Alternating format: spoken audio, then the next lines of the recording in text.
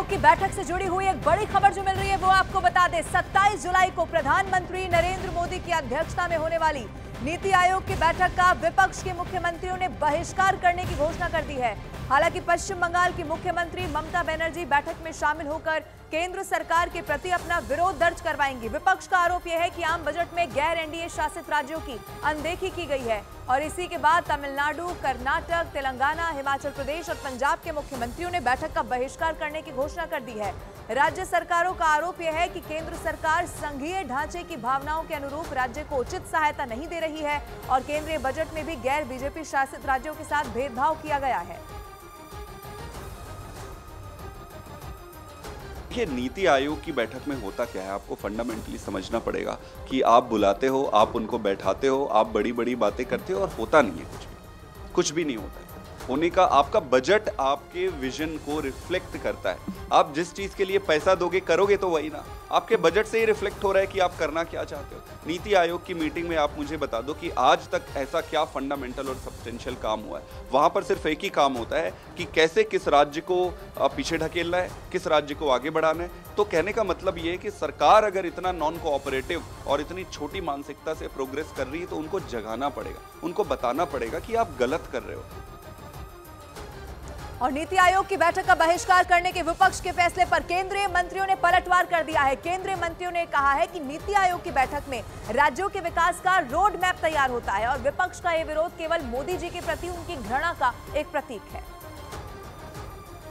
मुझे लगता है कि अपने व्यक्तिगत सोच और शायद प्रधानमंत्री नरेंद्र मोदी जी के प्रति उनकी जो व्यक्तिगत एक घृणा का उनकी सोच है और वो दिखती है। आपने लोकसभा में देखा किस प्रकार से उन्होंने प्रधानमंत्री जी को 2.5 घंटे तक परेशान किया, अपने बात भी देश के समक्ष नहीं रखे।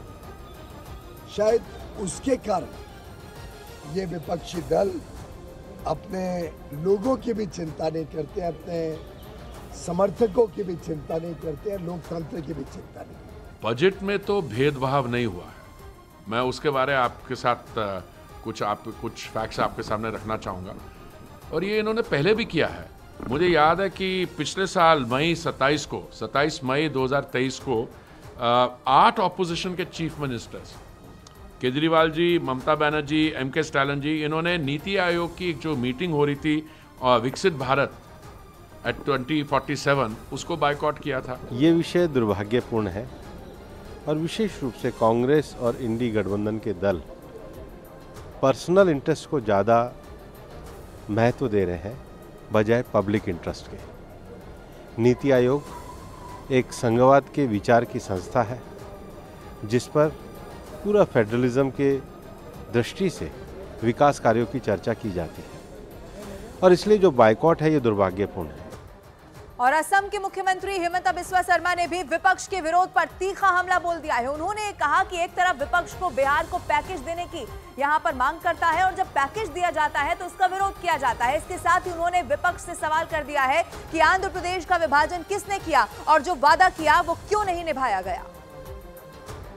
अगर देश का 1 करोड़ युवाओं को इंटर्नशिप मिल रहा है उसमें कांग्रेस पार्टी गुस्सा क्यों है? अगर बिहार को, आंध्र प्रदेश को डिवाइड कौन किया था? कांग्रेस ने ही किया था। अगर आपने ही जो वादा किया था आपने नहीं निभाया, अगर भारतीय जनता पार्टी वो निभाता है तो आपका गुस्सा क्यों है? आपको बिहार जाने से आप बोलते हैं बिहार को पैकेज चाहिए, स्पेशल पैकेज चाहिए, और जब बिहार को पैकेज मिलता है तो आप बोलते हैं बिहार को ही क्यों?